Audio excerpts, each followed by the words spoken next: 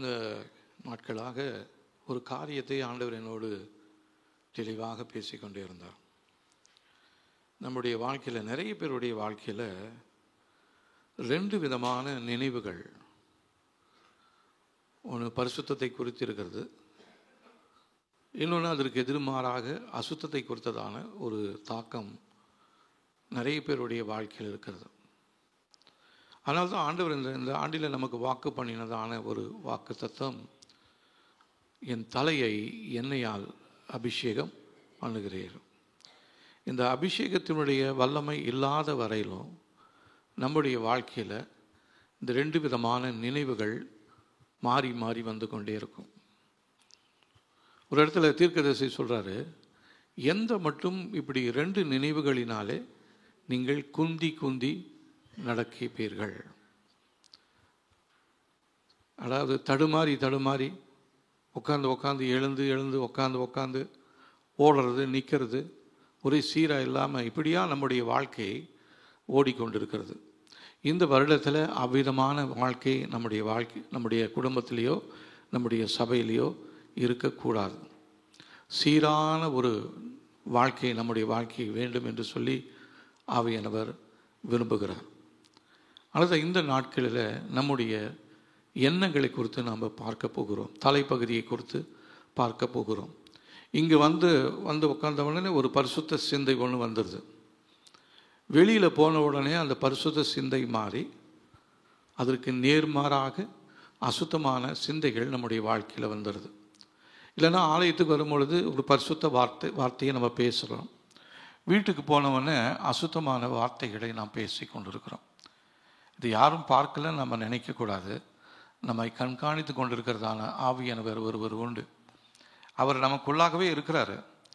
நிறைய நேரத்தில் நம்முடைய வார்த்தைகளினாலும் செயல்களினாலும் ஆவியானவரை நாம் என்ன பண்ணிட்டு இருக்கிறோம், துக்கப்படுத்தி கொண்டே இருக்கிறோம். அந்த துக்கப்படும் பொழுது அவர் நம்மை விட்டு விலகி போகிறது இல்லை. ஏன்னா அவர் ஒரு தடவை வந்துட்டாருன்னா நம்மளை விட்டு விலகாதபடி அவர் ஒரு வாக்கு தத்தம் செய்திருக்கிறார்.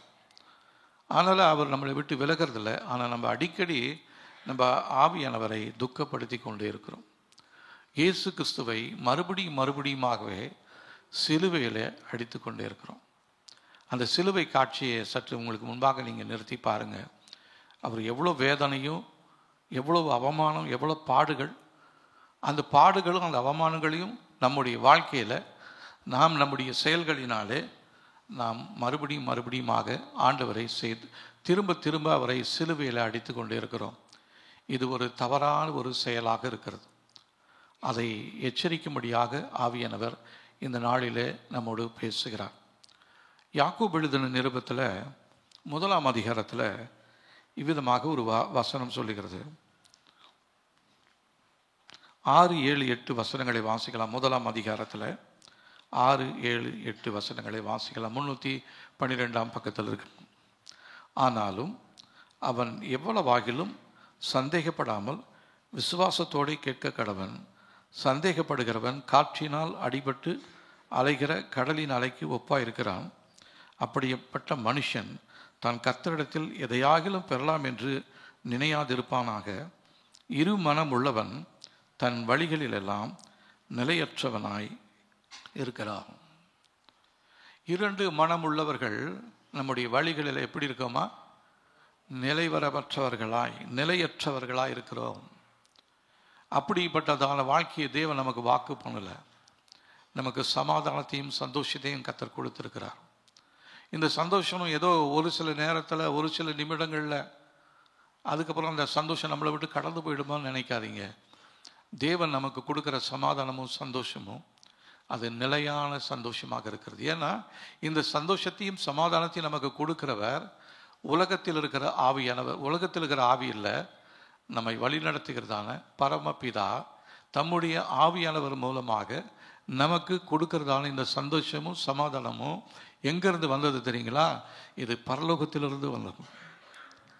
அப்போது இந்த நாட்களில் பரலோகத்துக்குரிய காரியங்கள், பூமிக்குரிய காரியங்கள் என்று சொல்லி 2 விதமான காரியங்களில் நீங்களும் நானும் தலையிட்டு கொண்டிருக்கும் பொழுது நிச்சயமாகவே பரலோக சந்தோஷத்தை நம்மால் பெற்றுக்கொள்ளவே முடியாது. கர்த்தர் அதற்காக நம்மை அழைக்கவில்லை.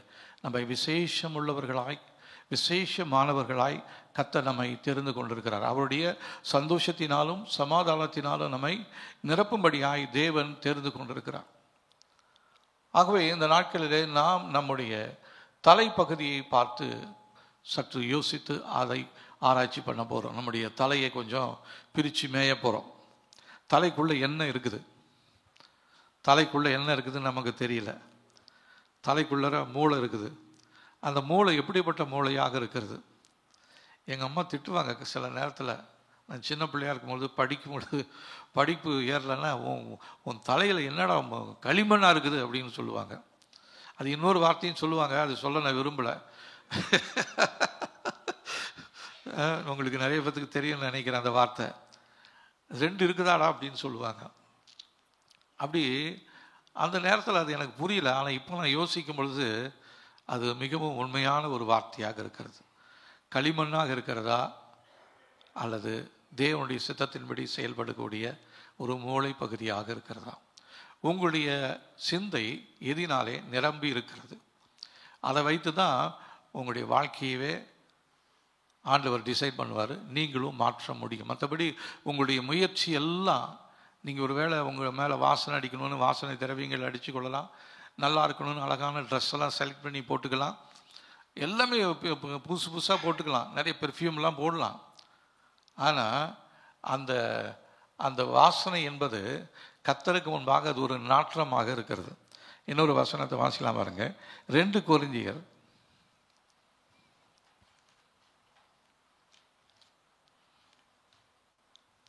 2ஆம் அதிகாரம்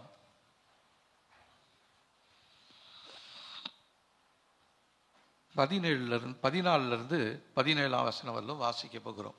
2 கொரிந்தியர் 2ஆம் அதிகாரம் 14 வசனத்திலிருந்து நம்ம வாசிக்கலாம்.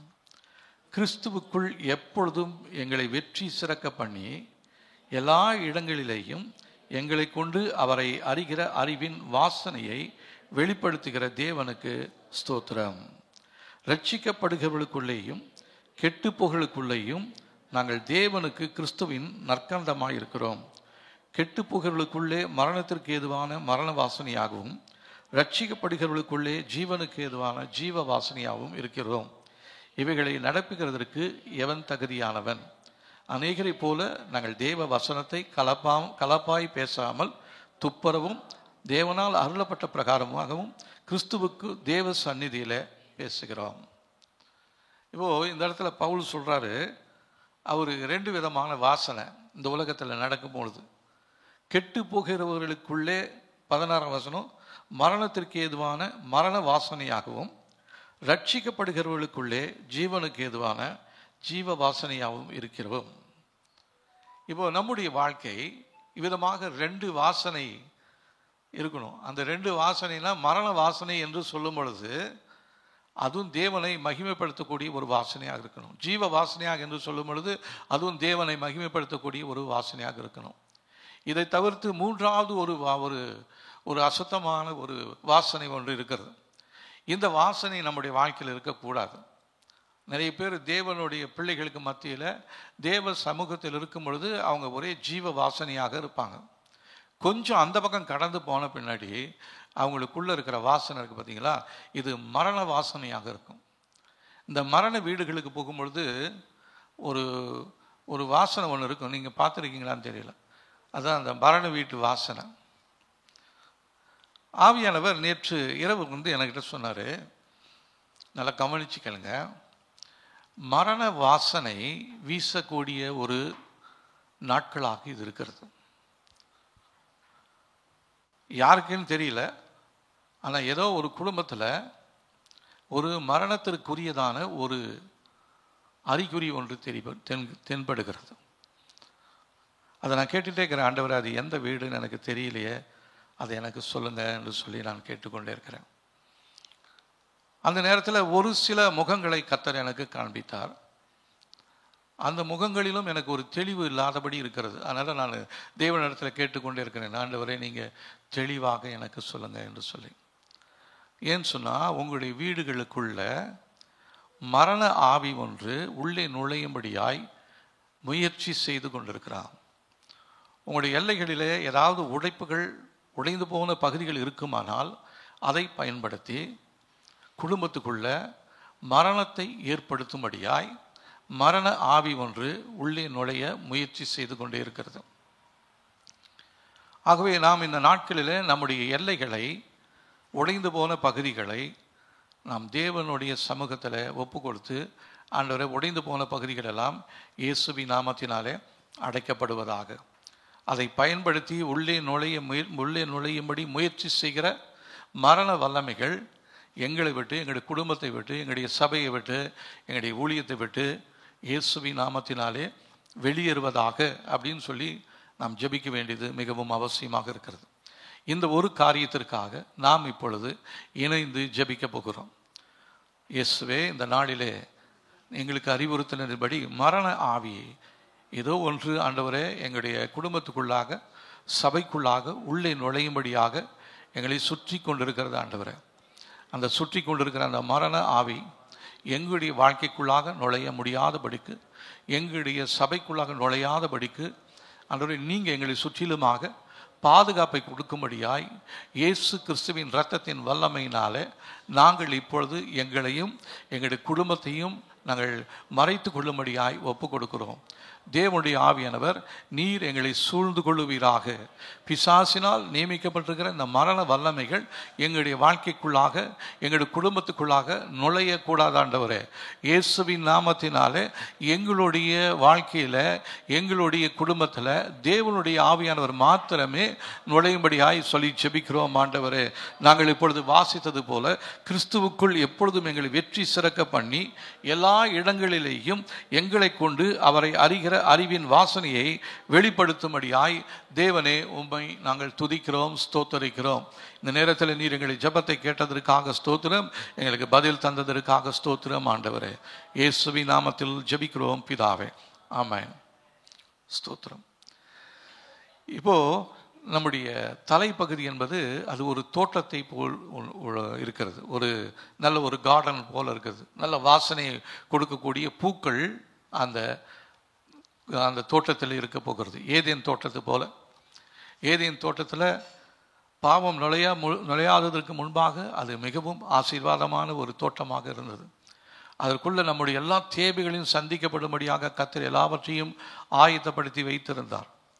அவ்விதமாய் கர்த்தர் ஆயத்தப்படுத்தி வைத்திருந்ததான அந்த தோட்டத்தை கெடுக்கும்படியாய் சத்துரு ஒருவன் உள்ளே நுழைந்து அந்த 2 பேரையும் ஏமாற்றி, அவர் தேவன் புசிக்கக்கூடாதுன்னு சொன்னதான கனியை புசிக்க வைத்து, பாவத்தை அவர்களுக்குள்ளாய் நுழைய வைத்து, தேவன் தன்னுடைய நோக்கத்தை நிறைவேற்ற முடியாதபடிக்கு அவன் நினைச்சான், தடை பண்ணலான்னு நினைச்சான். ஆனால் தேவனுடைய திட்டம் அதுவாக தான் இருந்தது.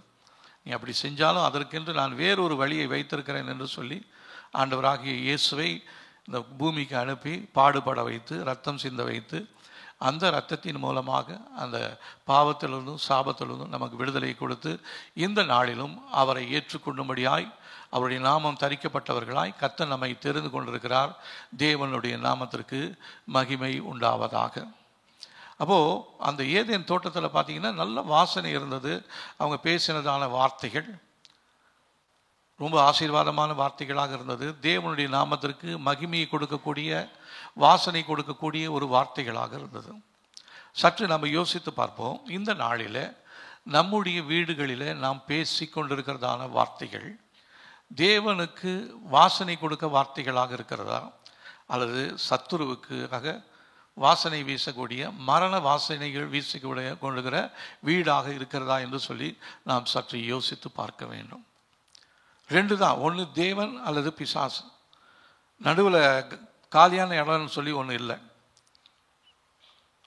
நம்முடைய இருதயம், நம்முடைய சிந்தை, அதில் தோன்றுகிறதான எண்ணங்கள், அதுதான் விதைக்கப்படுகிற வார்த்தைகள். நம்முடைய தலையில் எந்த யோசனை வருதோ அதுதான் நம்முடைய மூளை பகுதியில் விதைக்க கொடுக்கக்கூடிய ஒரு வார்த்தையாக இருக்கிறது. மரண வார்த்தையை மரண விதைகளை நாம் சிந்தையில் விதைத்திருப்போமானால் நம்முடைய வாழ்க்கையே மரணமாக மாறிவிடும். ஜீவனுக்குரிய விதைகளை நம்முடைய சிந்தையில் நாம் விதைப்போமானால் அது ஜீவ வாசனையை கொடுக்கக்கூடிய ஒரு வாழ்க்கையாக மாறிவிடும். ஆனால் நல்ல கவனமாக கேளுங்க. நான் ஒன்று சொல்கிறேன். இப்போது ஒரு பழமொழி சொல்லுவாங்க, your mind is a garden and your thought are seeds. உங்களுடைய மூளை பகுதி என்பது ஒரு தோட்டம். அதில் தோன்றுகிறதான எண்ணங்கள் அந்த தோட்டத்தில் விதைக்கக்கூடிய விதைகளாக இருக்கிறது. இப்போ நீங்கள் எந்த விதையை விதைக்கிறீங்க? மரண கனிகளை புசிப்போமானால், மரண விதைகளை விதைப்போமானால் மரணத்தை நாம் புசிப்போம். ஜீவ வார்த்தைகளை நீங்களும் நானும் விதைப்போமானால் ஜீவ வார்த்தைகளை நாம் புசிப்போம். இதுக்கு இடைப்பட்டு வேற எந்த விதமான வேற மாற்று காரியங்களே கிடையாது. ஒன்று ஜீவனாக இருக்கணும் அல்லது மரணமாக இருக்கணும். அப்போ நம்முடைய வாழ்க்கையில் பேசுகிறதான வார்த்தைகள், குடும்பத்தில் நீங்கள் உபயோகப்படுத்தக்கூடிய வார்த்தைகள், கணவன் மனைவி இடையே பேசுகிறதான வார்த்தைகள், பெற்றோர் பிள்ளைகளிடத்தில் பேசுகிறதான வார்த்தைகள் எவ்விதமான வார்த்தைகளாக இருக்கிறது? கடந்த நாட்களில் நாம் நம்முடைய இஷ்டத்தின்படி நம்ம பேசிக்கொண்டே இருந்தோம். பிரசங்கத்தை கேட்டோம், தலையை எண்ணெயால் அபிஷேகம் பண்ணுறான்னு சொல்லி எல்லாமே நம்பணும். தலையை அபிஷேகம் பண்ணியிருக்கிறாரு. ஆனால் அதுக்கு நடுவில் அந்த ஏதேன் தோட்டத்தில் பிசாசு நுழைந்தது போல நம்முடைய மூளை பகுதிகளுக்குள்ளாகவும் பிசாசு நுழைந்து நம்முடைய வார்த்தைகளை தாறுமாறாக்கி கொண்டிருக்கிறான். அதை சற்று யோசித்து பார்க்கணும். என் வாழ்க்கையில் விதைத்ததான தீமையான வார்த்தைகள் இயேசுவின் நாமத்தினாலே கேன்சல் ஆகும்படியாக சொல்லி ஜெபிக்கணும். அதிகமான வார்த்தைகளை நம்ம விதைத்திருக்கிறோம். குடும்பத்தில் மாத்திரமல்ல, வேலை செய்கிற இடத்துல, படிக்கிற இடத்துல, போகிற வருகிற இடத்துல, பழகிற இடத்துல, சொந்தங்களுக்கு இடையில் நம்ம அநேக மரண விதைகளை, தேவனுக்கு பிரியமில்லாத வார்த்தைகளை தான் நம்ம விதைத்திருக்கிறோம்.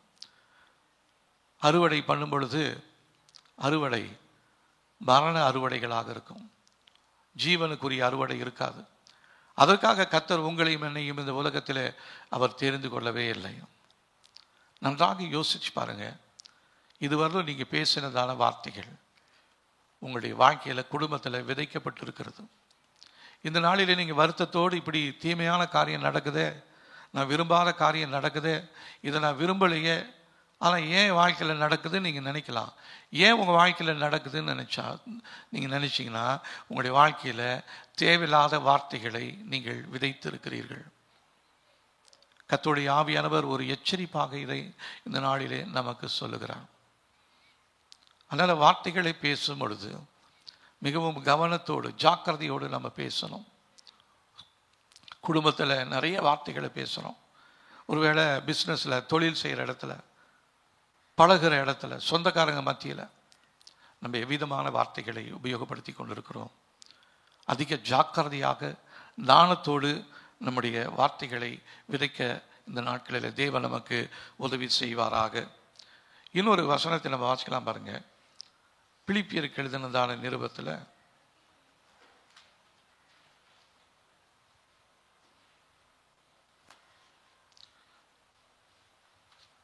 4ஆம் அதிகாரம்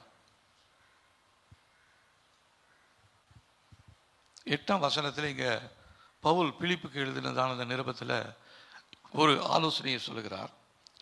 4ஆம் அதிகாரம் 8ஆம் வசனம்.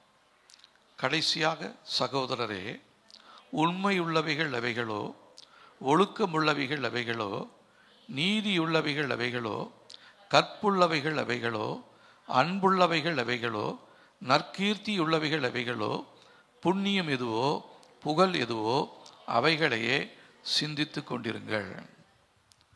நம்முடைய சிந்தையிலே காணப்பட வேண்டியதான அநேக காரியங்களை இந்த இடத்துல பவுல் சொல்றார்.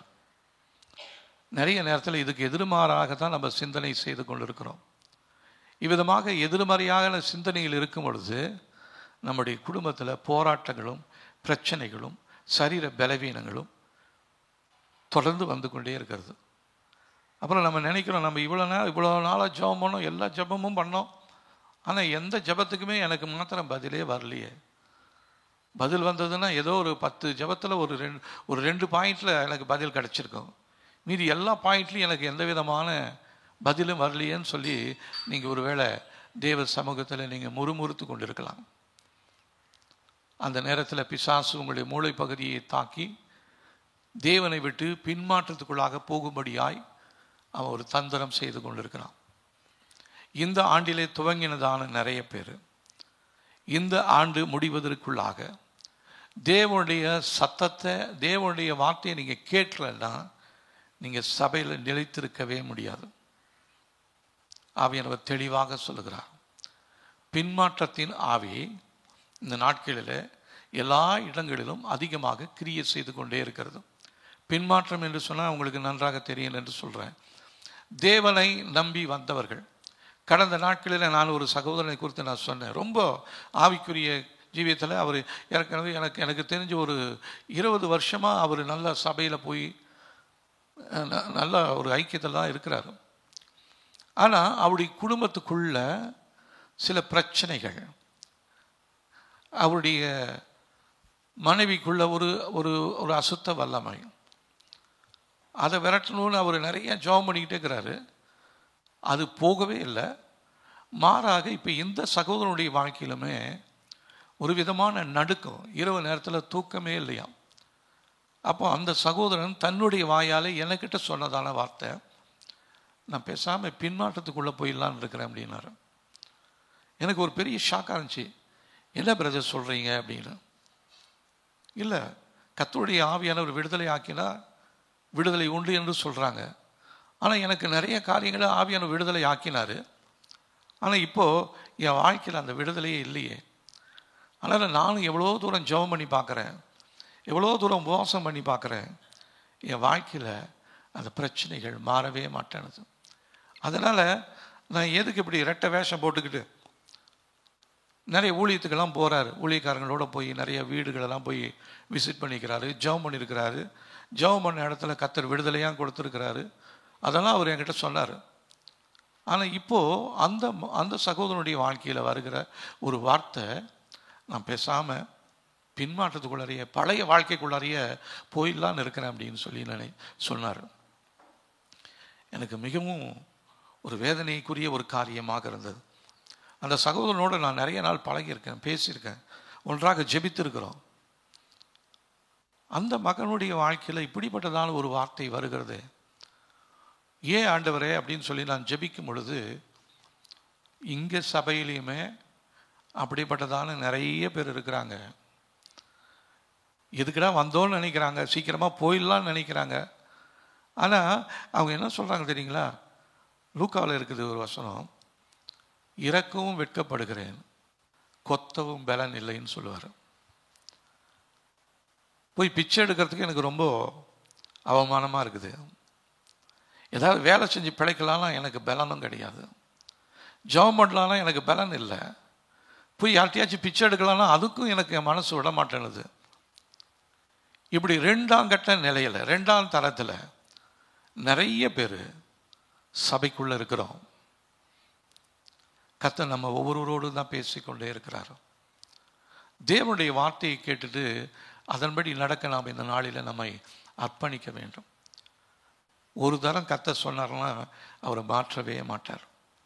ஒரு தடவை உங்களை ரட்சித்துட்டாரு, ஒரு தடவை உங்களுக்கு அபிஷேகத்தை கொடுத்துட்டாரு, ஒரு தடவை உங்களுக்கு வல்லமையை கொடுத்துட்டாருன்னா அவர் மறுபடியுமா யோசிக்க மாட்டார்.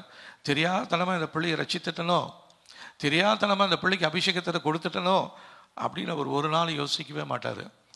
ஆனால் நாம் தான் என்ன பண்ணிட்டோம் அப்படின்னா, ரட்சிக்கப்பட்டுட்டோம், ஆனால் அந்த ரட்சிப்பை காத்துக்கொள்றதுக்கு எனக்கு இப்போ பலன் இல்லை.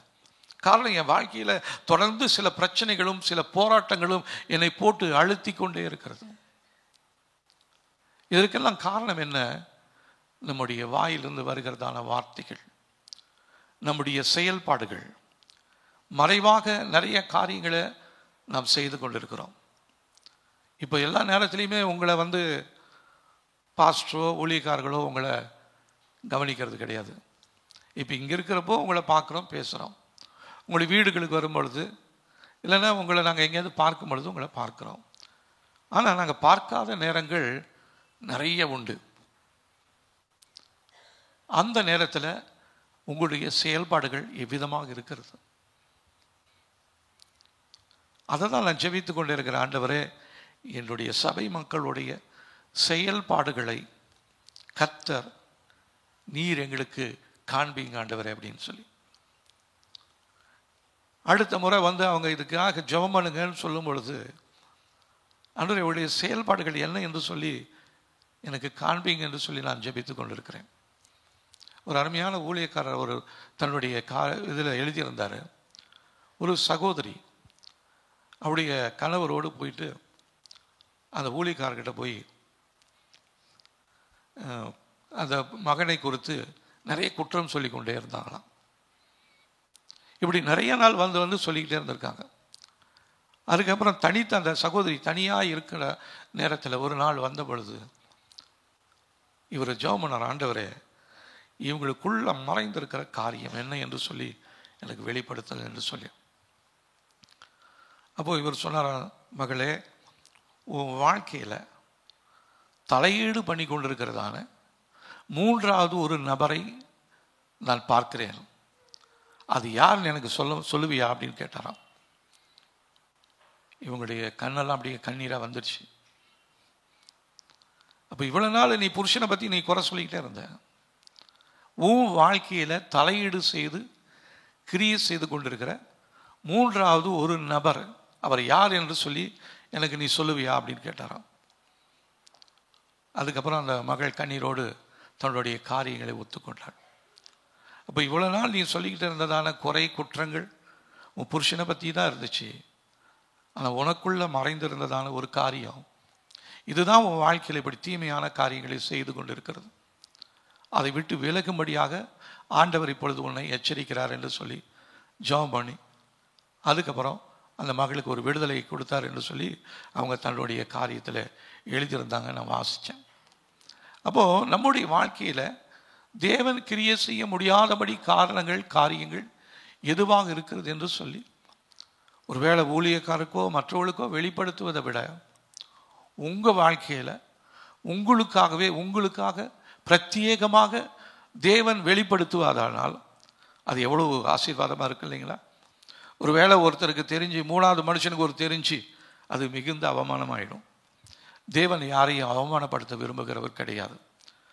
நீங்கள் உங்கள் வாழ்க்கையில் இப்படி ரொம்ப நாளாக நீங்கள் ஜெபம் பண்ணி கிடைக்கவே இல்லை, தடைகளுக்கு மேலே தடை, ஒன்று அடைச்சா இன்னொன்று புதுசாக வந்துடுது.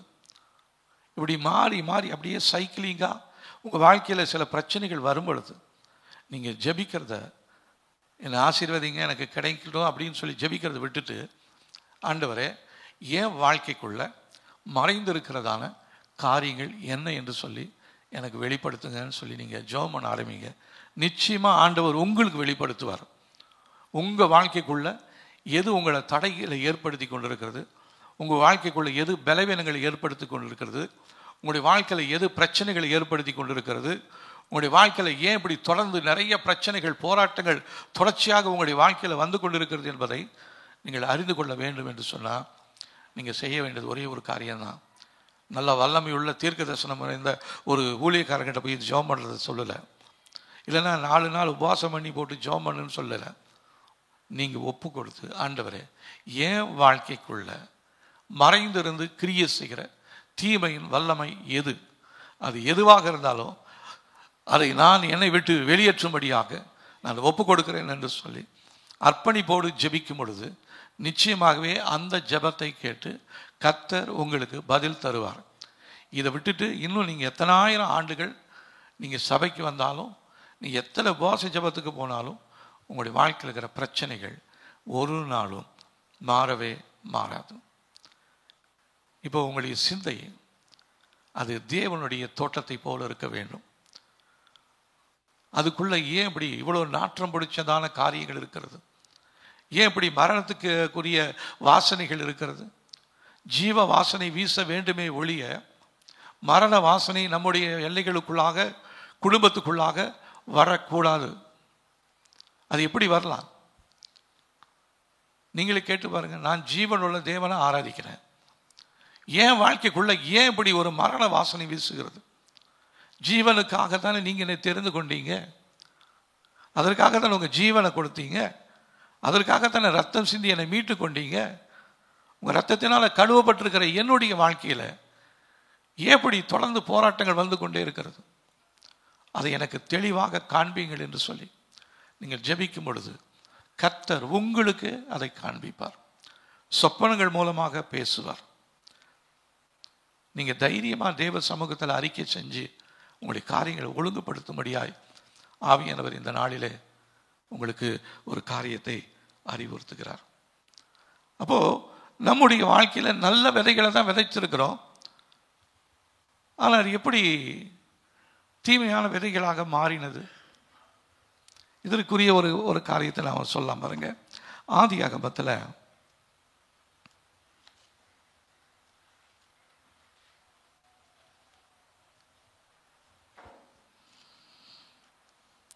3ஆம் அதிகாரம் 17ஆம் வசனத்திலிருந்து 19ஆம் வசனம் வரலும் வாசிக்கலாம். ஆதியாகமம் 3ஆம் அதிகாரம் 17லிருந்து. பின்பு அவர் ஆதாமை நோக்கி, நீ உன் மனைவியின் வார்த்தைக்கு செவி கொடுத்து புசிக்க வேண்டாம் என்று நான் உனக்கு விளக்கின விருட்சத்தின் கனியை புசித்தபடியினால் பூமி உன் நிமித்தம் சபிக்கப்பட்டிருக்கும். நீ உயிரோடு இருக்கும் நாளெல்லாம் வருத்தத்தோடே அதன் பலனை புசிப்பாய். அது உனக்கு முள்ளும் குறுக்கும் முளைப்பிக்கும். வெளியின் பயிர் வகைகளை புசிப்பாய். நீ பூமியிலிருந்து எடுக்கப்பட்டபடியால் நீ பூமிக்கு திரும்ப மட்டும் உன் முகத்தின் வேர்வையால் ஆகாரம் புசிப்பாய். நீ மண்ணா இருக்கிறாய், மண்ணுக்கு திரும்புவாய் அப்படின்றார். அப்போ இந்த இடத்துல ஒரு சாபம் எதனால வந்தது என்று சொன்னால், ஆதாம் ஏவாள் 2 பேருமே தாங்கள் செய்த பாவங்களை கர்த்தருக்கு முன்பாக மறைக்காம ஆதாம்கிட்ட கேட்டதுக்கு, நான் இல்லை ஆண்டவரே, நீங்கள் எனக்கு துணையாய் கொடுத்ததான இந்த மனைவியுடைய பேச்சை கேட்டேன். ஏவாள்கிட்ட கேட்டதுக்கு, நான் தான் சாப்பிடல ஆண்டவரே, இந்த தோட்டத்தில் இருந்ததான இந்த பாம்புனுடைய சத்தத்தை கேட்டு நான் அப்படி சாப்பிட்டேன். இப்போ ஒருத்தருக்கு மேலே ஒருத்தர் குற்றம் சாட்டி கொண்டு தங்களுடைய குற்றங்களை அறிக்கை செய்யாமல் உணராமல் அவள் இருந்ததினாலே கர்த்தர் பூமியை சபித்தார். மற்றபடி களை செடிகள் வந்திருக்காது. ஏன் இவ்வளோ களை செடிகள் வந்தது? எதனால் வந்தது என்று சொன்னால், அவங்களுடைய இருதயத்துக்குள்ள அந்த பிலிப்பியர் 4ஆம் அதிகாரம் 8ஆம் வசனத்தில் வாசித்ததின்படியாக உண்மை இல்லாத காரியங்கள், ஒழுக்கம் இல்லாத காரியங்கள், நீதியற்ற காரியங்கள், கற்பில்லாத காரியங்கள், அன்பில்லாத காரியங்கள், நற்கீர்த்தி இல்லாத காரியங்கள், புண்ணியம் இல்லாத காரியங்கள், புகழ் இல்லாத காரியங்கள், அவைகளை அவர்கள் சிந்தித்து கொண்டிருந்தபடியினாலே அவருடைய இருதயத்திற்குள்ளாக களை செடிகளை பிசாசு ஏற்படுத்தியிருக்கிறான். கலையை கர்த்தர் உண்டு பண்ணல, பிசாசு ஏற்படுத்திட்டான். அதுக்கு வழி வாசல்கள் திறந்தது யாரு? ஆதாமும் ஏவாளும். கடைசியா ஏன் இப்படி வந்துச்சு அப்படின்னா, கர்த்தர் மேல நம்ம சொல்லிடுவோம், கர்த்தர் தாங்க ஆண்டவர், கர்த்தர் தாங்க பிரதர், கர்த்தர் தாங்க பாஸ்டர் களை செடிகள் எல்லாம் விதைச்சாருன்னு சொல்லி. அவர் விதைக்கும் பொழுது களை செடிகள் எல்லாம் விதைக்கவே இல்லை. தேவனுடைய வார்த்தைகளுக்கு கீழ்ப்படியாமல் அவர்கள் நடந்த பொழுது களைகளை பூமியில விதைக்க தேவன் அனுமதி கொடுத்தார். அதே போலதான் நம்முடைய வாழ்க்கையில பிரச்சனைகள் ஏராளமாய் வந்து கொண்டே இருக்கிறது. காரணம் கர்த்தர் அல்ல. உங்களுடைய வாழ்க்கையில நீங்களே அனுமதித்ததான தீமையான காரியங்கள், ஒழுக்கமில்லாத காரியங்கள், அன்பில்லாத காரியங்கள், கொடுமை நிறைந்ததான காரியங்கள், புண்ணியம் இல்லாத காரியங்கள், உண்மை இல்லாத காரியங்கள், கற்பற்ற காரியங்கள், அதாவது சுத்தம் இல்லாத காரியங்கள், அன்பில்லாத காரியங்கள், துர்க்கீர்த்தியான காரியங்கள், புண்ணியம் இல்லாத காரியங்கள், புகழ் இல்லாத காரியங்கள். புகழ் கர்த்தருக்கு உரியது. கர்த்தருக்கு செலுத்த வேண்டிய துதியை ஸ்தோத்திரங்களை நாம் செலுத்தாதபடி இருக்கிறோம். அது நம்முடைய வாழ்க்கையில புகழ் இல்லாதபடிக்கு அது இழக்க செய்து விடுகிறது. பிசாசுடைய தந்திரம் நம்மளை கெடுக்கணும்னா அவன் ஒரே ஒரு ஐடியா பண்ணுவான். முதலாவது உங்களை தேவ சமூகத்தில் விடுதலையோட ஆராதிக்க முடியாதபடிக்கு உங்களுடைய சிந்தையை குழப்பி, தேவனை ஆராதிக்க வேண்டிய நேரத்தில் இந்த ஆராதனையில் தான் உட்காந்துட்டு இருப்போம். ஆனால் யாருக்குமே அந்த ஆராதனை அந்த மூடே இருக்காது. இங்கே ஆவியானவர் நல்லா அசைவாடி கொண்டிருக்கார். இன்றைக்கும் அந்த ஆராதனை நேரத்தில் ஆவியானவர் வல்லமையாக அசைவாடி கொண்டிருந்தார். என்னால் உணர முடிஞ்சது. ஆனால் எத்தனை பேருடைய சிந்தையில் ஒரு விடுதலை இருந்தது என்று சொல்லி கேட்டால், நிறைய பேருடைய சிந்தையில் ஒரு விடுதலை இல்லாமல் இருக்கிறோம். இப்போ தேவனை நாம் ஆராதிக்கிறதான அந்த ஆராதனை நேரமும் வீணடிக்கப்பட்டு கொண்டே இருக்கிறது. குழப்பத்தை கொண்டு வந்து கொடுத்துட்றான் உங்களுடைய வாழ்க்கையில். இப்போ ஜெபம் பண்ணுமே, இது கிடைக்குமா, இது நடக்குமா, நடக்காதா, என் வாழ்க்கையில் இந்த பிரச்சனை தீருமா, தீராதா, இப்படிப்பட்டதான குழப்பங்கள் உங்களுடைய வாழ்க்கையில் வந்து கொண்டே இருக்கிறது. தேவன் உண்டாக்கும் பொழுது எல்லாவற்றையும் நல்லது நல்லது நல்லது என்று தான் கண்டார ஒழிய ஒன்றுமே தீமை என்று சொல்லி அவர் பார்க்கவே இல்லை. எப்போ அவருடைய மனசு வேதனைப்பட்டுச்சு, மனுஷனை உண்டாக்கின பின்புதான், மனிதன் பாவம் செய்த பின்புதான் அது தேவனுடைய மனதிற்கு மிகவும் வேதனையாக இருந்தது. அப்போ உங்களையும் என்னையும் உண்டாக்கும் பொழுது அவர் நல்ல எண்ணத்தோடு தான் உண்டாக்கினார். ஆனால் உங்களுடைய சிந்தையில் சத்துரு தீமையான காரியங்களை, குழப்பங்களை, கலக்கங்களை உண்டு பண்ணும் பொழுது நீங்கள் அதையே நினைத்து கொண்டு இருக்கிறீங்க. உங்களுடைய வாழ்க்கையில் நன்மையே இல்லாமல் இருக்கிறது. வெற்றிடம் என்று சொல்லி தேவ சமூகத்தில் எதுவுமே கிடையாது. ஒன்று கலையாக இருக்கணும், அல்லது நல்லதாக இருக்கணும். நீங்கள் என்ன சொல்கிறீங்க? நன்மை தான் இருக்கணும், தீமைன்றது ஒன்று இருக்கக்கூடாது. இதுக்கு இடைப்பட்ட இடத்துல எந்த நன்மை தீமை ரெண்டும் கலந்து வரும் அப்படிலாம் இல்லை. ஒன்று நன்மை அல்லது தீமை. ஏன்னா அவர் தீமையை பார்க்க மாட்டாத சுத்த கண்ணராக இருக்கிறார். அவருடைய பார்வையில் எந்த தீமையும் அவருடைய பார்வையில் இருக்காது. தீமை செய்கிறவர்களை அழித்து போடும்படியாய், எரித்து போடும்படியாய் ஆண்டவர் சித்தம் வைத்திருந்தாலும் இப்பொழுது அதற்குரிய நேரம் அல்ல, இன்னும் கொஞ்ச காலம் பொறுக்கட்டும், இன்னும் கொஞ்ச நாள் போகட்டும் என்று சொல்லி நம்ம அப்படியே தப்ப விட்டு கொண்டே இருக்கிறார். அதனால் இப்படியே ஓடிக்கிட்டே இருக்கலாம் நம்ம நினைக்கவே கூடாது. இந்த கிருபையின் வாசல் சீக்கிரமாக அடைக்கப்பட போகிறது. இதில் நம்ம இது நாள் வரையிலும் சொல்லி கொண்டிருந்ததான அந்த எக்ஸ்கியூஸ் எல்லாம் இனி வரும் காலங்களில் தேவ சமூகத்தில் நம்மளால் சொல்ல முடியாது. ஏன்னா அவருடைய நியாய தீர்ப்புகள் வெட்ட வெளிச்சமாக இருக்க போகிறது. நமக்கு கொடுக்கக்கூடிய பதில்கள் வெளிச்சமாக இருக்க போகிறது. மறைவான இடத்துல அவர் தீர்ப்பு கொடுக்க போகிறது கிடையாது. கடைசியில் வெள்ளை சிங்காசன நியாய தீர்ப்பு என்று சொல்லி ஒன்று இருக்கும். அந்த நியாய தீர்ப்பு நேரத்தில் தான் நீங்கள் யார், நான் யாருன்னு நமக்கு மாத்திரமல்ல முழு உலகத்துக்குமே தெரியும். ஆப்பிரிக்காவில் இருக்கிறவங்களும் பார்ப்பாங்க, ஐரோப்பாவில் இருக்கிறவங்களும் பார்ப்பாங்க, கனடா தேசத்தில் இருக்கிறவங்களும் பார்ப்பாங்க, நம்ம தமிழ்நாட்டில் இருக்கிறவங்களும் பார்ப்பாங்க, கேரளாவில் இருக்கிறவங்களும் பார்ப்பாங்க.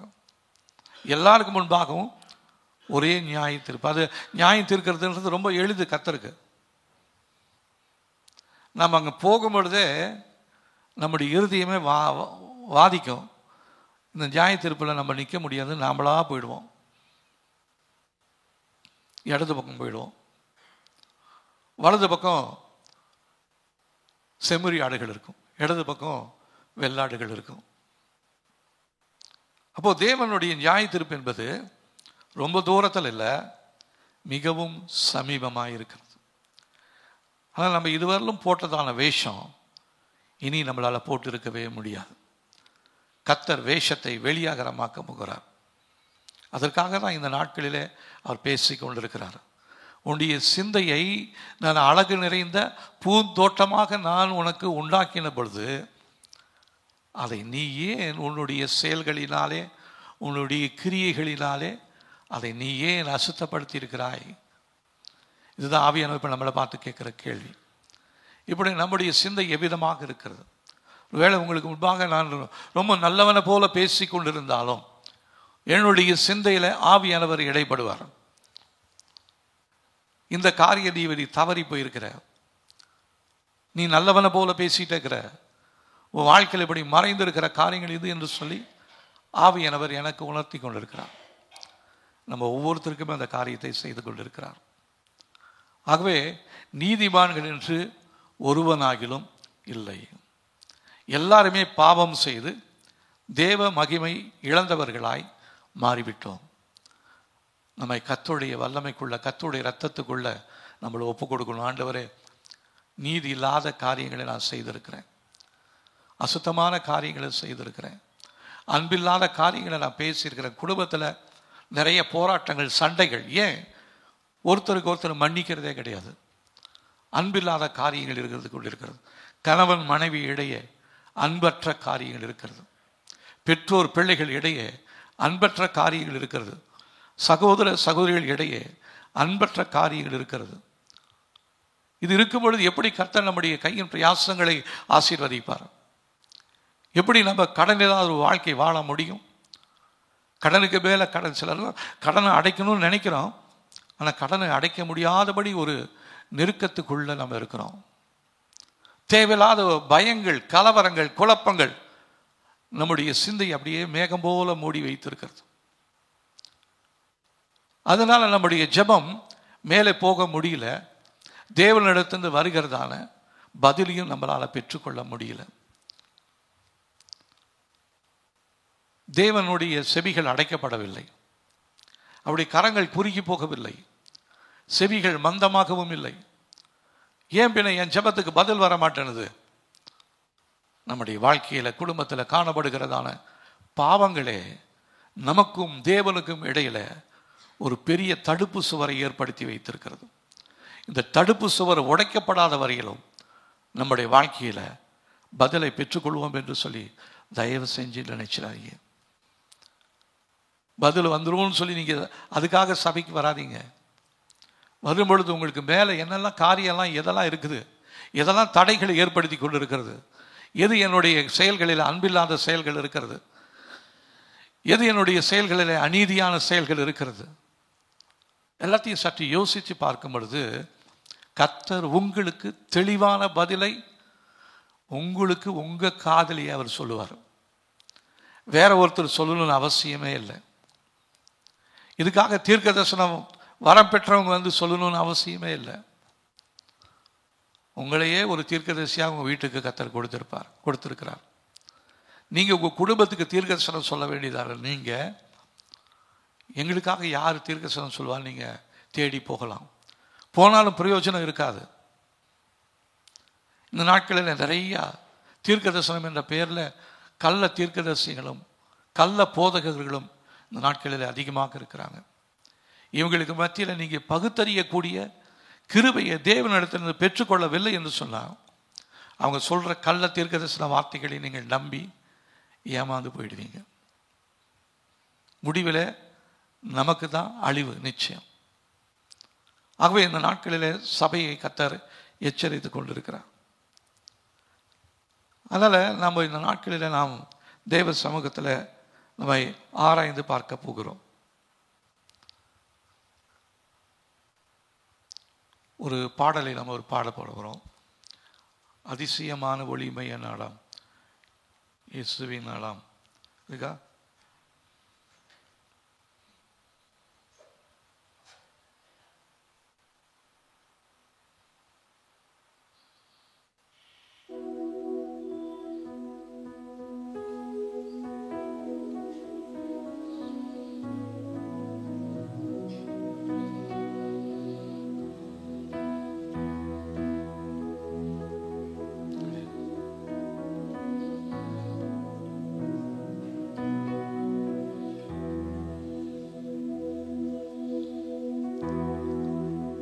நம்ம அந்த நாட்டை நோக்கி தான் வேகமாக போயிட்டே இருக்கிறோம். நம்ம எதை நோக்கி போகிறோம்னு சொல்லி நிறைய பேர் குறிக்கோள் இல்லாமல் போயிட்டே இருக்கிறோம். ஆனால் நம்ம போகிறதான நாடு அதிசயமான நாடு.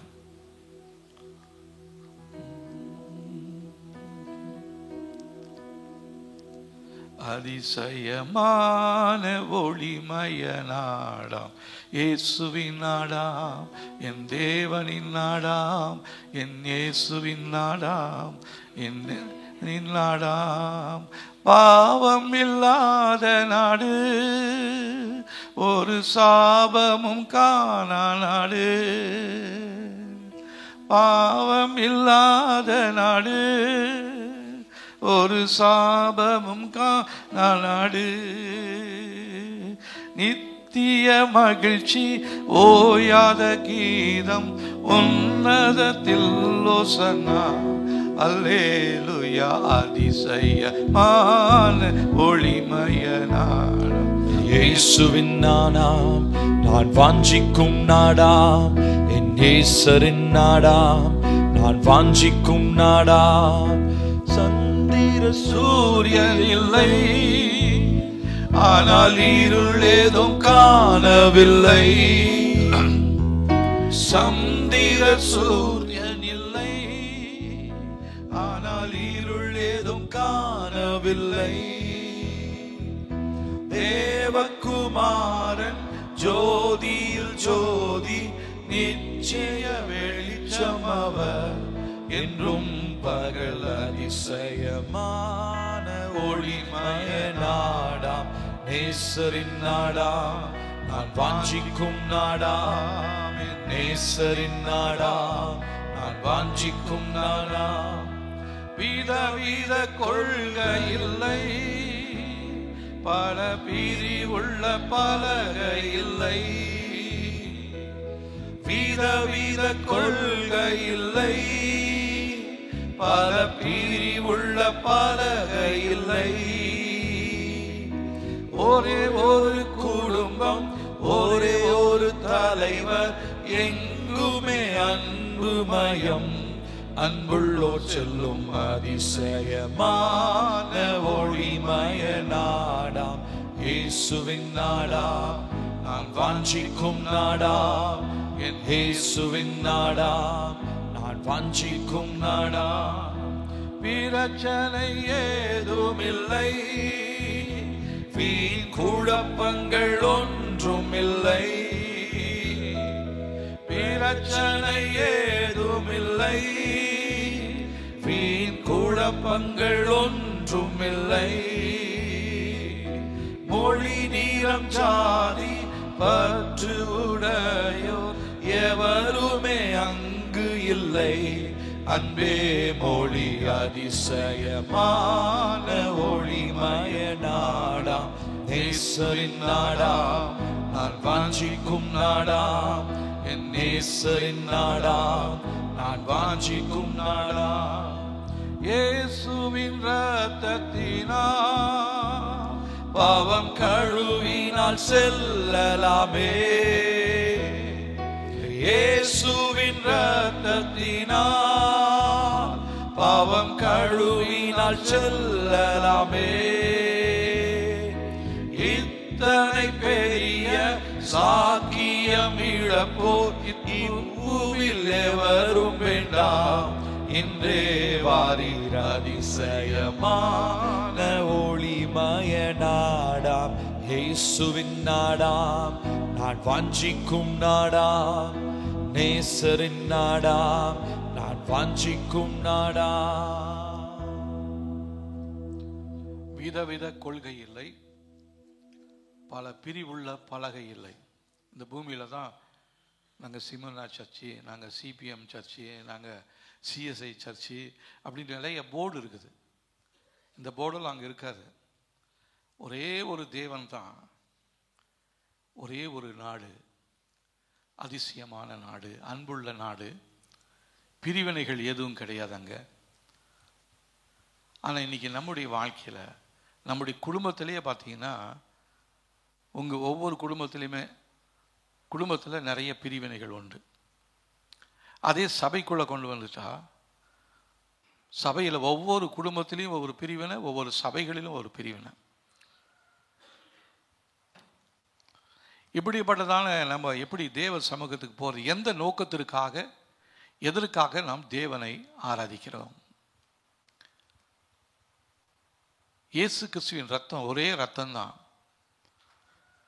எனக்காக ஒரு ரத்தம், என் மனைவி பிள்ளைக்காக ஒரு ரத்தம், சபை மக்கள் ஒவ்வொருவருக்கும் உரிய ஒரு ரத்தம் அப்படின்னு இல்லை. ஒரே ரத்தத்தினால தான் மீட்கப்பட்டிருக்கிறோம். ஆனால் நமக்குள்ள எவ்வளோ பிரிவினைகள், மொழி, நிறம், ஜாதி. இது இன்னைக்கு குடும்பத்துக்குள்ளாரையே இவ்விதமான தாக்கங்கள் ஏற்பட்டு கொண்டிருக்கிறது. இவ்விதமான பிரச்சனைகள் இருக்கும் பொழுது நம்ம எப்படி தேவனுடைய வருகையில் எடுத்துக்கொள்ளப்படும்? இயேசு வராருன்னு சொல்கிறாங்க. எங்கே இயேசு வராருன்னு சொல்லி நிறைய பேர் கேள்வி கேட்குறாங்க. ஏன் இயேசு இன்னும் வரல? நாம் இன்னும் ரெடியாக இல்லை. வந்தால் நிச்சயமாக நீங்களும் நானும் கைவிடப்பட்டு போயிடும். நம்மளை வெட்கப்படுத்தக்கூடாதுன்னு சொல்லி தான் ஆண்டவர் என்ன பண்ணிட்டு இருக்கிறாரு? தாமதித்து கொண்டே இருக்கிறார். அப்போ இந்த நாட்களில் நம்முடைய சிந்தையில் கர்த்தர் வாசனை வீசக்கூடிய மலர்களை உண்டாக்கக்கூடிய விதைகளை விதைத்து தோட்டத்தை ஏற்படுத்தி அதுக்கு ஏற்ற காலத்தில் நீர் பாய்ச்சி அதுக்கு நிறைய பாதுகாப்பெல்லாம் செய்து கொடுத்துருக்கிறார். ஆனால் இவ்விதமான பாதுகாப்பு பெற்றதான அந்த தோட்டம் அது என்ன பண்ணிடுச்சா, நம்ம பாருங்க ஏசாயா தீர்க்கதரிசன புஸ்தகத்தில்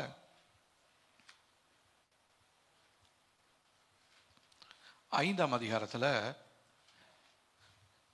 இங்கே ஒரு காரியத்தை நாம் வாசிக்கிறோம். முதல் வசனம், இப்பொழுது நான் என் நேசரிடத்தில் அவருடைய திராட்சை தோட்டத்தை குறித்து நேசருக்கு ஏற்ற ஒரு பாட்டை பாடுவேன். என் நேசருக்கு மகா செழிப்பான மேட்டிலே ஒரு திராட்சை தோட்டம் உண்டு. மகா செழிப்பான இடம், அது வறண்டு போன இடம் இல்லை, தண்ணீர் இல்லாத இடம் இல்லை. அப்படிப்பட்ட இடத்துல நேசருக்கு ஒரு திராட்சை தோட்டம் உண்டு. 2வது வசனம், அவர் அதை வேலி அடைத்து அதில் உள்ள கற்களை பொறுக்கி அதில் நற்குள்ள திராட்சை செடிகளை நட்டு அதன் நடுவில் ஒரு கோபுரத்தை கட்டி அதில் ஆலையையும் உண்டு பண்ணி அது நல்ல திராட்சை பழங்களை தரும் என்று காத்திருந்தார். அதுவோ கசப்பான பழங்களை தந்தது. இப்போ நம்மளையும் அப்படித்தான், எங்கேயோ இருந்தோம், ஆனால் நம்மளை தேடி வந்தார். நற்குள்ள திராட்சை செடியாக கர்த்தர் கண்டார். இதை கொண்டு போய் என் தோட்டத்தில் நட்டால் நிறைய திராட்சை ரசம் வரலாம், நல்லா இருக்கும் அப்படின்னு சொல்லி நட்டு வைத்தார். ஆனால் அதுக்கு நடுவில் அவர் விசுவாசத்தோட ஒரு திராட்சை கோபுரத்தையும் நடுவில் ஒரு ஆலையும் கட்டி நல்ல திராட்சை பழம் தரும் என்று காத்திருந்தார். ஆனால் அது எப்படி என்ன கொடுத்துச்சான், அதுவோ கசப்பான பழங்களை தந்தது. அவர் எதிர்பார்த்ததான காரியத்தை அந்த திராட்சை தோட்டம் தரவில்லை. ஆனால் அவர் என்ன சொல்றாரு, எருசலேமின் குடிகளிடத்தில் அவர் நியாயத்தை சொல்கிறார். யூதாவின் மனுஷரிடத்தில் அவர் சொல்றாரு, எனக்கும் என் திராட்சை தோட்டத்துக்கும் நியாயம் தீருங்கள். நான் என் திராட்சை தோட்டத்திற்கு செய்யாத எந்த வேலையை அதற்கு இனி செய்யலாம்? இது நல்ல திராட்சை பழங்களை தரும் என்று நான் காத்திருக்க அது கசப்பான பழங்களை தந்தது என்ன? இப்போ அவருக்குள்ள ஒரு வருத்தம் உண்டாயிடுச்சு. அடுத்தது அவர் செய்ய போற ஒரு காரியத்தை சொல்றாரு, இப்போது நான் என் திராட்சை தோட்டத்துக்கு செய்வதை உங்களுக்கு அறிவிப்பேன். அதன் வேலியை எடுத்து போடுவேன், அது மேய்ந்து போடப்படும். அதன் அடைப்பை தகர்ப்பேன், அது மிதியுண்டு போகும். அதை பாலாக்கி விடுவேன். அதன் கிளைகள் நறுக்கப்படாமலும் களை கொத்தி எடுக்கப்படாமலும் போவதினால் முட்செடியும் நெரிஞ்சிலும் முளைக்கும். அதன் மேல் மழை பெய்யாதபடிக்கு மேகங்களுக்கும் கட்டளையிடுவேன் என்கிறார். இவ பொறுத்து பார்த்துட்டு கர்த்தர் என்ன சொல்றாரு, திராட்சை தோட்டத்தை சுற்றி நான் போட்டிருந்த வேலி எல்லாத்தையும் நான் என்ன பண்ண போறேன், எடுத்து போட போறேன். அது மேலே எப்பயோ ஒரு தடவைக்கு மழை பெஞ்சிக்கிட்டு இருந்துச்சு, இப்போ மழை பெய்யாதபடிக்கு வானத்தையும் நான் என்ன பண்ண போறேன், அடைக்க போகிறேன். இப்போ இதுதான் நம்முடைய முடிவாக இருக்கிறது. உலகத்தின் முடிவில் இருக்கிறோம். அமெரிக்க தேசத்தில் நெருப்பு பிடிச்சிட்டு எரியுது. அதுக்கு நடுவில் நிறைய பேர் எரியாத வீடுகள், கர்த்தருடைய கருவியின்படி எரியாத வீடுகளும் இருக்கிறாங்க, அவங்களும் சாட்சி சொல்கிறாங்க. அதுக்கு நடுவில் இந்த எல்ஜிபிடி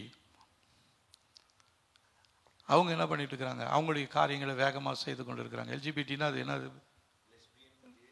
லெஸ்பியன், கே, டிரான்ஸ்ஜெண்டர், பைசிக்கிளர், இவங்க எல்லாமே என்ன பண்ணிட்டு இருக்கிறாங்கன்னா ஒரு பெரிய ஒரு ரேலி ஒன்று நடத்திக்கிட்டு இருக்கிறாங்க. இப்போ அங்கே போய் சுவிசேஷன் சொல்கிற ஒருத்தர் சொல்கிறாரு, அவர்கிட்ட கேலியும் கிண்டலுமா பேசுகிறாங்க. எங்கே இயேசு வராரு, இயேசு கிடையாது அப்படின்னு சொல்கிறாங்க. ஒரு பக்கம் இயேசு என் வீட்டில் இருந்ததுனால என் வீடு எரியலைன்னு சொல்லி ஒருத்தர் சாட்சி சொல்கிறாரு. எதிராக இருக்கிறவங்க நெருப்பு எரிஞ்சு போனாலும் நாங்கள் நாசமாக போனாலும் நாங்கள் நல்லா இருக்கணும்னு சொல்லி சாட்சி சொல்லிட்டு இருக்கிறாங்க. இவ்விதமான உலகத்துக்கு மத்தியில் தான் நீங்களும் நானும் இருக்கிறோம். இப்படிப்பட்டதான உலகத்தை ரட்சிக்கும்படியாக இயேசு 2000 வருஷங்களுக்கு முன்பாக வந்து நம்முடைய பாவங்களை ஏற்றுக்கொண்டு சிலுவையில் அடிபட்டு ரத்தம் சிந்தி நமக்காக உயிர் தெழுந்து ஒரு இடத்தை உண்டு பண்ணி கொண்டிருக்கிறார். மறுபடியுமாக நம்மை அவரோடு சேர்த்து கொள்ளும்படியாய் ஆயத்தப்பட்டு இருக்கும்படியாக நமக்கு ஆலோசனை சொல்கிறாரு. இயேசு கிறிஸ்து மறுபடியும் வருவார்னு சொல்லி நீங்களும் நானும் விசுவாசிக்கிறோம்.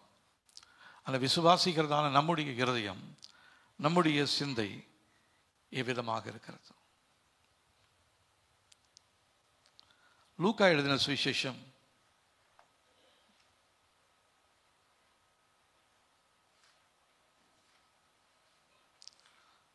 11ஆம் அதிகாரம்.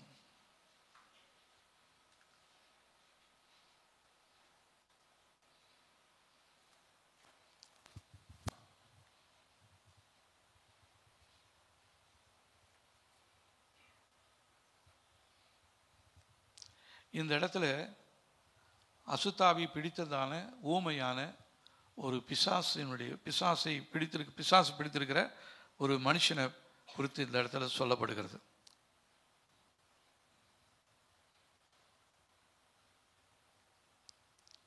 அதில் 23 வசனம் பாருங்க. என்னோடு இராதவன், லூக்கா 11 அதிகாரம் 23 வசனம், என்னோடு இராதவன் எனக்கு விரோதியாக இருக்கிறான், என்னோட சேர்க்காதவன் சிதறடிக்கிறான். இப்போ நீங்க யாரோடு இருக்கிறீங்க? யார் வார்த்தைகளை கேட்டுக்கொண்டு இருக்கிறீங்க? இயேசுவோட தான் இருக்கிறேன்னு சொல்றீங்களா? இயேசுவோடு இருப்பீர்களானால் அவர் நமக்கு நண்பனாக இருப்பார். அவரோடு இல்லாதவனுக்கு இயேசு யாரா இருக்கிறாரா? விரோதியா இருக்கிறார். இப்போ தேவன் உங்களுக்கு தேவனாக இருக்கிறாரா அல்லது விரோதியாய் இருக்கிறாரா? தேவனாக இருக்கிறார். அசுத்தாவி பிடித்ததான அந்த மனிதனிடத்திலிருந்து அந்த அசுத்தாவி போன உடனே அந்த வீடு பெருக்கி ஜோடிக்கப்பட்டு நல்லா இருக்கும் பொழுது வெளியே போன பிசாசு மறுபடியும் தன் விட்டு வந்த வீட்டை திரும்பி பார்க்கலாம்னு வரும்பொழுது அது நல்லா பெருக்கி ஜோடிக்கப்பட்டிருக்குமானால் அந்த வீட்டுக்குள்ளே வந்து அந்த மனுஷனுடைய முன்னிலைமையை பார்க்கலும் பின்னிலைமை இன்னும் மோசமாக்கிடுவான். ஒருவேளை ரட்சிக்கப்படுறதுக்கு முன்னாடி நிறைய பேர் சொல்லுவாங்க, நான் நல்லா தான் இருந்தேங்க, ஆனால் என்னைக்கு கோயிலுக்கு வந்து ஞானஸ்நானம் எடுத்தனும் அன்னையிலேருந்தே என் வாழ்க்கை வித்தியாசமாக மாறிடுச்சுன்னு. அப்படிப்பட்ட சாட்சி சொல்லுகிறதா நீங்களும் நானும் இருப்போமானால் முன்னே இருந்ததை விட பின்னிலைமை மோசமாக மாறிடும். ஏன்னா உண்மை இல்லாதவர்களாய் தேவனுக்கு பிரியமில்லாத காரியங்களை செய்யும் பொழுது நம்முடைய வாழ்க்கை முந்தின இருந்ததான நிலைமையை விட பிந்தின நிலைமை மிகவும் மோசமாய் போய்விடும். சற்று யோசித்து பார்ப்போம். இன்றைக்கு உங்களுடைய வாழ்க்கை ரட்சிக்கப்படுறதுக்கு முன்னாடி எவ்வளோ ரூபாய் கடன் இருந்துச்சு? ஒரு 50,000 ரூபாய் இருந்துச்சுங்க. ரட்சிக்கப்பட்ட பின்னாடி 5 லட்சம் ஆயிடுச்சுங்க. இப்படி நீங்களும் நானும் சாட்சி சொல்ல போகிறோமா? எப்படிப்பட்ட சாட்சியை இந்த நாளிலே தேவ நாம மகிமைக்காக நீங்களும் நானும் சொல்ல போகிறோம்? சற்று யோசித்து பாருங்க. ஆண்டவருக்கு வரக்கு முன்னாடி 5,000 ரூபாய் இருந்துச்சு.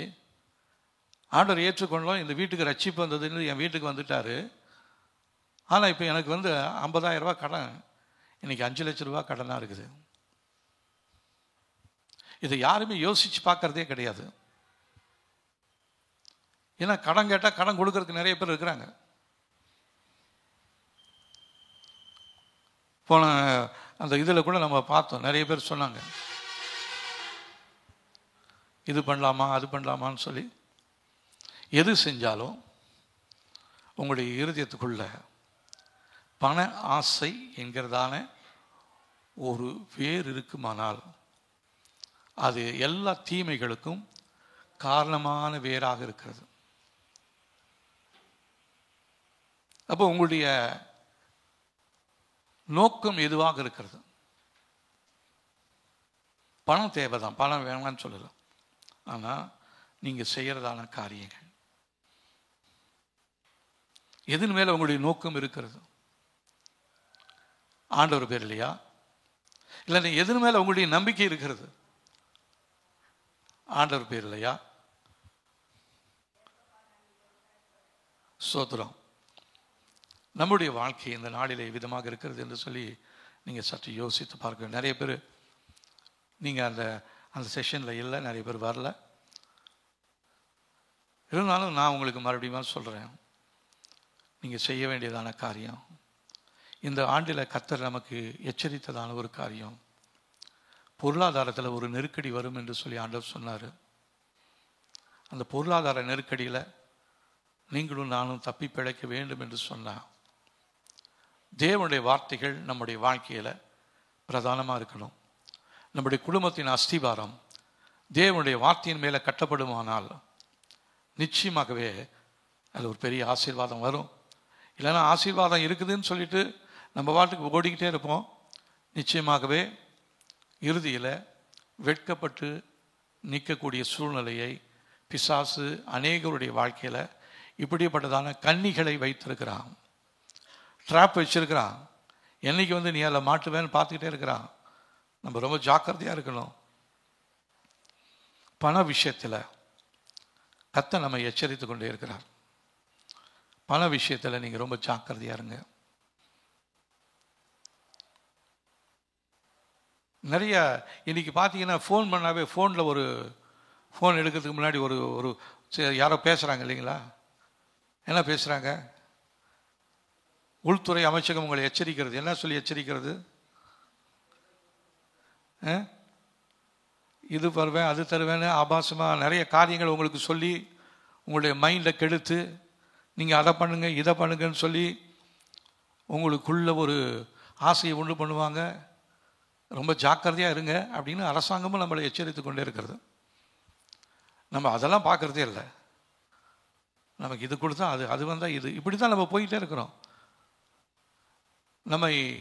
நம்முடைய அந்த குதிரை வண்டிக்கு முன்னாடி அந்த குதிரைக்கு 2 கண்ணி அப்படி மூடி ஒரு இது மாதிரி போட்டுருப்பாங்க, பார்த்துக்கிறீங்களா? கடிவாளமா? இல்லை, அதான் முகர கட்டை. முகரைக்கு போட்டிருக்கிற கட்டை முகர கட்டை. அதுதான் மூஞ்சி முகர கட்டையும் பாருன்றாங்க, பார்த்தீங்களா? அதுதான். ஏன்னா நீங்கள் அதெல்லாம் பார்க்கறதில்ல, நீங்கள் அப்படியே ஒரு நேராக போயிட்டு இருக்கிறீங்க.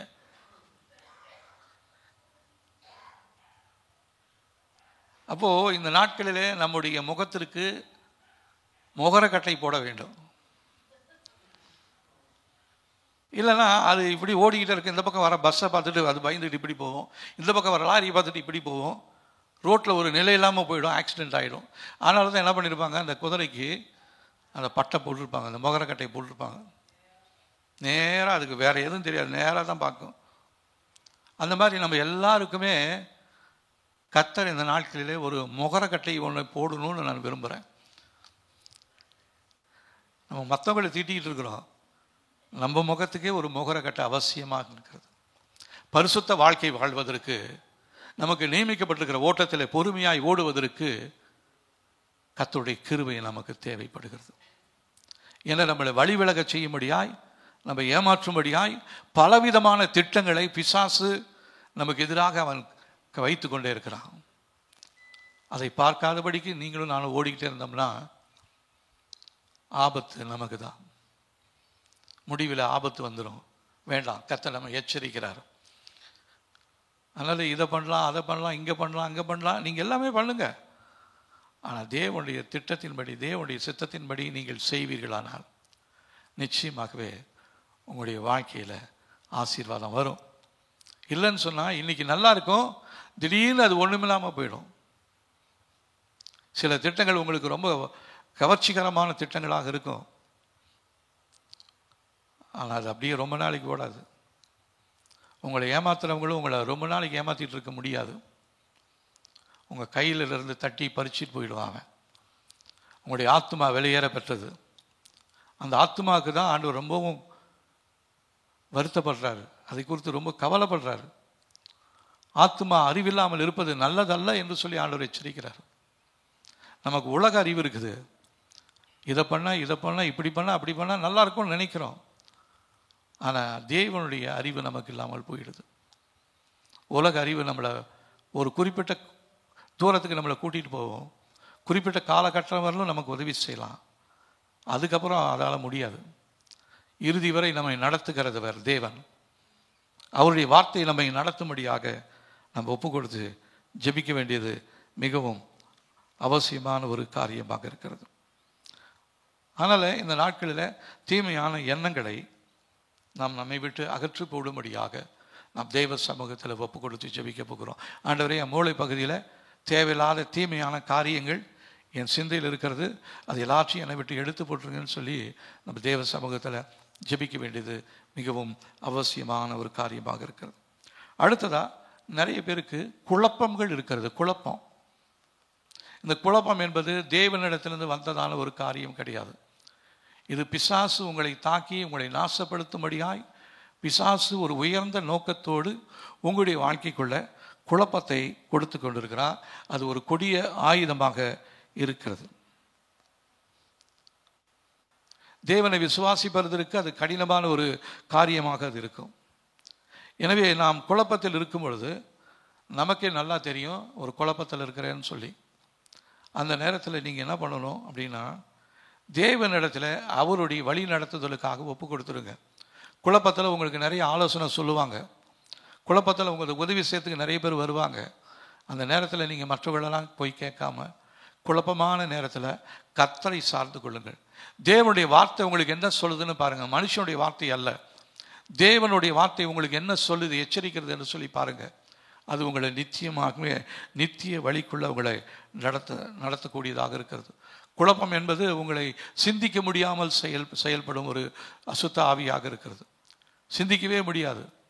இதை யோசிப்போம், அடுத்து அந்த யோசனை வரும், அடுத்து இந்த யோசனை வரும். இப்படியே நம்மளை மாற்றி மாற்றி மாற்றி குழப்பத்துக்குள்ளே கொண்டு போய் நம்மளை சிந்திக்க முடியாதபடி செய்துவிடும். முடிவில் தேவன் இந்த பிரச்சனைகளை யோபுடைய வாழ்க்கையில விதமாக டீல் பண்ணார். நமக்கு தெரியும். எல்லாத்தையும் இழந்து போனாலும் அவன் குழப்பத்துக்கு மத்தியில் இருந்தாலும் ஒரு வார்த்தையை சொல்கிறான், கர்த்தர் கொடுத்தார் கர்த்தர் எடுத்தாருன்னு சொல்லி.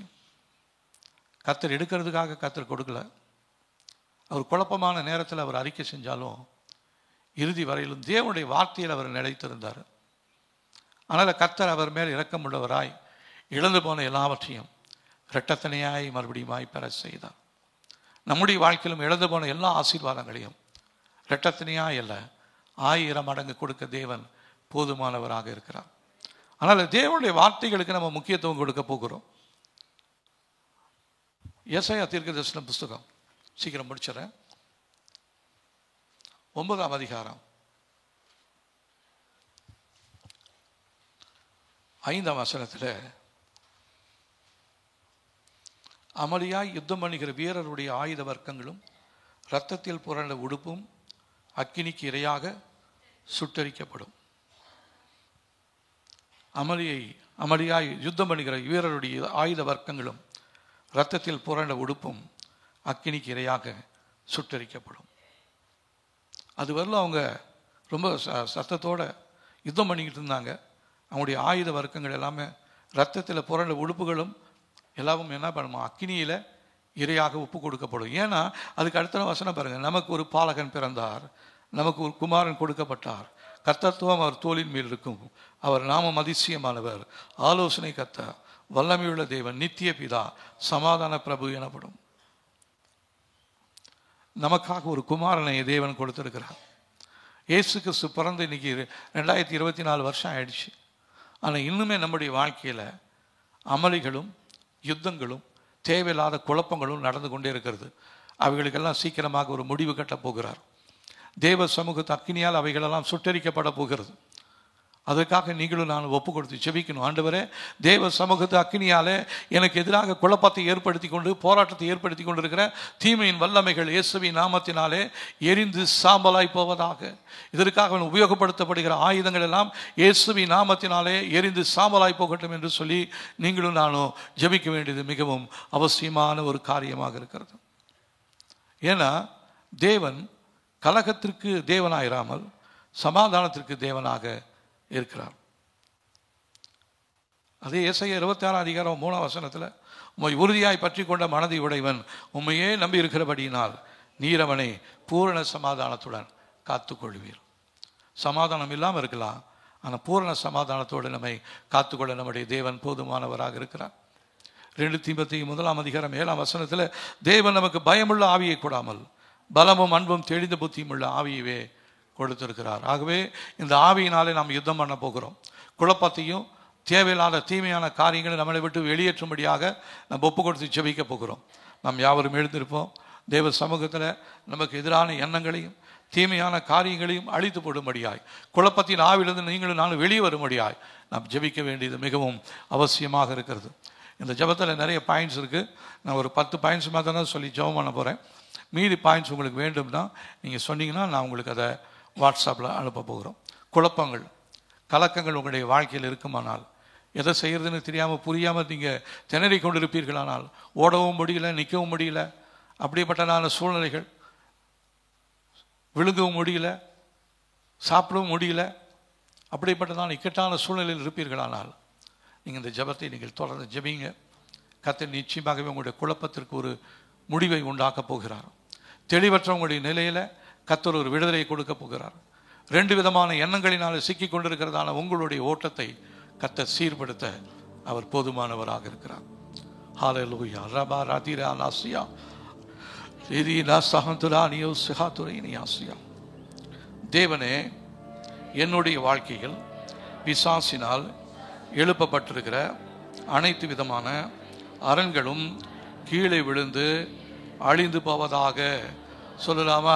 ஆண்டவரே, தேவையில்லாத அரண்கள் பிசாசினாலே என் வாழ்க்கையில் எனக்கு எதிராக எழுப்பப்பட்டிருக்கிற எல்லா அரண்களும் இயேசுவின் நாமத்தினாலே கீழே விழுந்து அழிந்து போகும்படியாய் சொல்லி ஜெபிக்கிறோம். ஆண்டவரே, என்னுடைய வாழ்க்கையில் காணப்படும் குழப்பத்தின் ஆவி, உட்கார்ந்திருக்கிற அனைத்து இருக்கைகளும் கீழே விழுந்து அழிந்து போவதாக.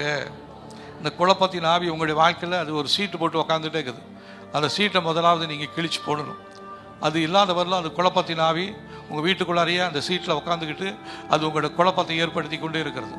ஆகவே குழப்பத்தின் ஆவி என்னுடைய வாழ்க்கையில் உட்கார்ந்து இருக்கிற எல்லா விதமான அவனுடைய அனைத்து இருக்கைகளும் கீழே விழுந்து அழிந்து போவதாக. ஹல்லேலூயா. அடுத்தது, நம்முடைய மூளை பகுதியில் வீசி கொண்டிருக்கிற அனைத்து விதமான குழப்பத்தின் புயல்களும் எரியாமல் அமைதலாக இருக்கும்படியாக இயேசுவின் நாமத்தில் கட்டளை கொடுக்க போகிறோம். என்னுடைய மூளை பகுதியில் வீசி கொண்டிருக்கிற எல்லா விதமான குழப்பத்தின் புயல்களும் இயேசுவின் நாமத்தினாலே எரியாமல் அமைதலாக இருக்கும்படியாக நாங்கள் சொல்லுகிறோம். ஆண்டவரே, ஹல்லேலூயா. எங்களுடைய சிந்தைக்கு மேலாக நிழலிட்டு இருக்கிற குழப்பத்தின் மேகங்கள் இயேசுவின் நாமத்தினாலே மறைந்து போவதாக. ஹல்லேலூயா. நம்முடைய வாழ்க்கையில் மூளை பகுதியில் மேகம் போல காணப்படுகிறதான அந்த பிசாசினால் ஏற்படுத்துகிற குழப்பத்தின் மேகங்கள் இயேசுவின் நாமத்தினால மறைக்கப்படும்படியா சொல்லி, மறைந்து போகும்படியா சொல்லி ஜெபிக்கலாமா? என் மூளை பகுதியில் பிசாசினால் ஏற்படுத்தப்பட்டிருக்கிற ஹல்லேலூயா அந்த குழப்பத்தின் மேகங்கள் எங்களுடைய வாழ்க்கையை விட்டு அழிந்து போகும்படியாக சொல்லி ஜெபிக்கிறோம். ஆண்டவரே, நாங்கள் அனைத்து விதமான குழப்பத்தின் புயல் காற்றையும் மறுக்கிறோம். எங்களுடைய மூளை பகுதியில் சமாதானம் இயேசுவின் நாமத்தினாலே ஏற்படுவதாக என்று சொல்லி ஜெபிக்கிறோம். ஹல்லேலூயா. எல்லா விதமான குழப்பத்தின் புயல் காற்றுகளும் இயேசுவின் நாமத்தினால் எங்களுடைய மூளை பகுதி விட்டு வெளியேறும்படியாக சொல்லி ஜெபிக்கிறோம். ஆண்டவரே, எங்களுடைய வாழ்க்கையை அழிக்கும்படி செயல்படுகிற அனைத்து விதமான வல்லமைகளும் இயேசுவின் நாமத்தினால் அழிந்து போவதாக. எங்களுடைய குடும்பத்தை அழிக்கும்படியாய், எங்களுடைய தொழிலை கெடுக்கும்படியாய், எங்களுடைய சந்ததியை கெடுக்கும்படியாய் எதிர்பட்டு செயல்படுகிற எல்லா விதமான பிசாசுடைய வல்லமைகளும் இயேசுவின் நாமத்தினாலே அழிந்து போகும்படியாய் சொல்லி ஜெபிக்கிறோம். ஆண்டவரே, எங்களுடைய வாழ்க்கையில் போடப்பட்டிருக்கிற அனைத்து விதமான தீமையின் அஸ்திபாரங்களும் தேவ சமூகத்து அக்கினியால் எரிந்து சாம்பலாய் போவதாக. எங்களுடைய வாழ்க்கையில் போடப்பட்டிருக்கிற தீமையின் அஸ்திவாரங்கள் இயேசுவின் நாமத்தினால் எரிந்து சாம்பலாய் போகட்டும். ஆண்டவரே, எங்களுடைய சிந்தையில குழப்பத்தை ஏற்படுத்தும்படிக்கு எங்களுக்கு எதிராக வீசி எறியப்பட்டிருக்கிற அனைத்து விதமான தீமையின் அம்புகளும் இயேசுவின் நாமத்தினாலே அனுப்பப்பட்ட இடத்துக்கு திருப்பி அனுப்புகிறோம். ஹல்லேலூயா. நம்முடைய சிந்தையில தாக்கி இருக்கிறதான தீமையின் அம்புகள் பிசாசினால் எறியப்பட்டிருக்கிறது. அது நம்முடைய சிந்தையை தாக்கி குழப்பத்தை ஏற்படுத்தி கொண்டிருக்கிறது, பயத்தை ஏற்படுத்தி கொண்டிருக்கிறது. அதெல்லாம் அனுப்பப்பட்ட இடத்துக்கு திருப்பி அனுப்பும்படியா சொல்லி ஜெபிக்கலாம். ஹல்லேலூயா. ஸ்தோத்திரம். ஆண்டவரே, என்னுடைய மூளை பகுதி தெய்வீக தொடுதலினால் தொடப்பட்டு நான் இயேசுவின் நாமத்தில் வெற்றியை பெற்றுக் கொள்கிறேன். கர்த்தாவே, உம்முடைய கரமானது என்னுடைய மூளை பகுதியை தொடுவதாக. உம்முடைய கர்த்தாவே கரமானது என்னுடைய மூளை பகுதியை தொடுவதாக.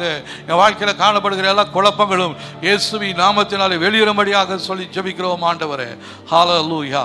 தேவனே, எங்களுடைய உள்ளான மனிதனை உம்முடைய அக்கினியாலும் வல்லமையினாலும் இயேசுவின் நாமத்திலே பலப்படுத்துவீராக. நமக்கு எல்லாருக்குள்ளாரையும் ஒரு உள்ளான மனுஷன் என்று ஒருத்தர் இருக்கிறான்.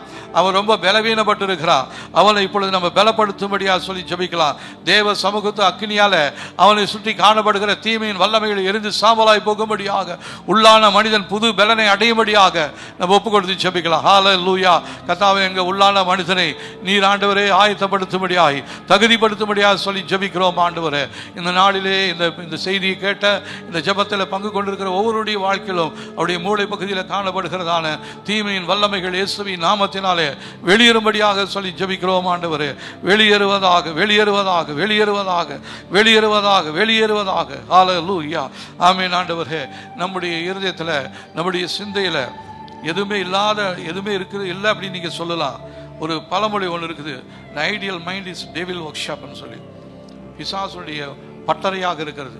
எதுவுமே இல்லாத, தேவனை சார்ந்து கொண்டு இல்லாத ஒரு மூளையாக இருந்துச்சுன்னா நமடைய மூளை அது பிசாசினால் உபயோகப்படுத்தப்படுகிற ஒரு பட்டறையாக இருக்கும்.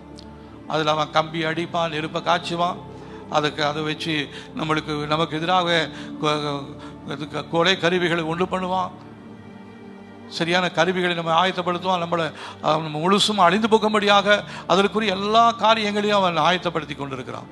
அதனால் நம்முடைய வெறுமையாக்கப்பட்டுகிற மூளை பகுதி பரிசுத்தாவினுடைய வல்லமையினால் நிரப்பப்படும்படியாய், தேவனுடைய அன்பினாலே நிரப்பப்படும்படியாய் நம்ம ஒப்பு கொடுத்து செபிக்கலாம். ஆண்டவரே, எங்களுடைய வெறுமையாக்கப்பட்டிருக்கிற, பிசாசினால் வெறுமையாக்கப்பட்டிருக்கிற எங்களுடைய மூளை பகுதி தேவனுடைய அன்பினாலே நிரப்பப்படும்படியாய் சொல்லி ஜெபிக்கிறோம். எங்களுடைய குடும்பத்தின் ஒவ்வொருடைய மூளை பகுதியும் தேவனுடைய ஆளுகைக்குள்ளாய் ஒப்பு கொடுக்கிறோம். ஆண்டவரே, எங்களுக்கு எதிராக பிசாசினால் தீமை செய்யும்படியாய் அவனால் அனுப்பப்பட்டிருக்கிற, ஏற்படுத்தப்பட்டிருக்கிற எல்லா தீமையான காரியங்களும் இயேசுவின் நாமத்தினாலே எங்களை விட்டு வெளியேறும்படியாய் ஒப்பு கொடுத்து ஜெபிக்கிறோம். ஆண்டவரே, இந்த நாளிலே நீங்கள் எங்கள் ஜெபத்தை கேட்டதற்காக ஸ்தோத்திரம்.